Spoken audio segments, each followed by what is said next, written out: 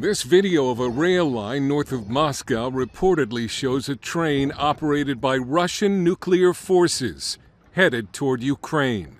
At the same time, NATO reports Russia's Belgorod nuclear submarine has left its base in the Arctic Circle. The Belgorod, the largest submarine in the world, is capable of carrying Poseidon nuclear torpedo drones, which Russia claims can send 1,600-foot nuclear tsunamis into coastal cities when detonated. This has set off alarm bells in the Western media. But would Vladimir Putin actually use a nuclear weapon against Ukraine or NATO when he knows that any launch could be met with massive retaliation? Putin put NATO nations on notice a few weeks ago, saying we will certainly use all the means at our disposal. This is not a bluff. Former intelligence official Rebecca Koffler, born in the Soviet Union and the author of Putin's playbook, says Putin would absolutely use a nuclear weapon under certain conditions. This type of conflict is exactly the type of situation for which Putin, on his orders, the so-called nuclear warfare doctrine was developed that was called escalate to de-escalate. Koffler believes Putin would choose a small tactical or battlefield nuclear weapon that would only affect a relatively small area.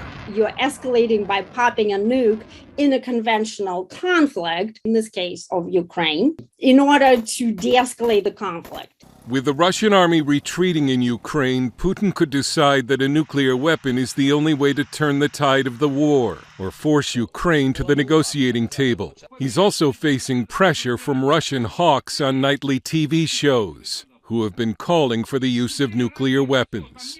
But former CIA director and retired Army General David Petraeus warns that it would be met with an overwhelming response from NATO. So it would make this disastrous situation even more dire for Russia. On the other side of the world, there was a major escalation by another nuclear power, North Korea.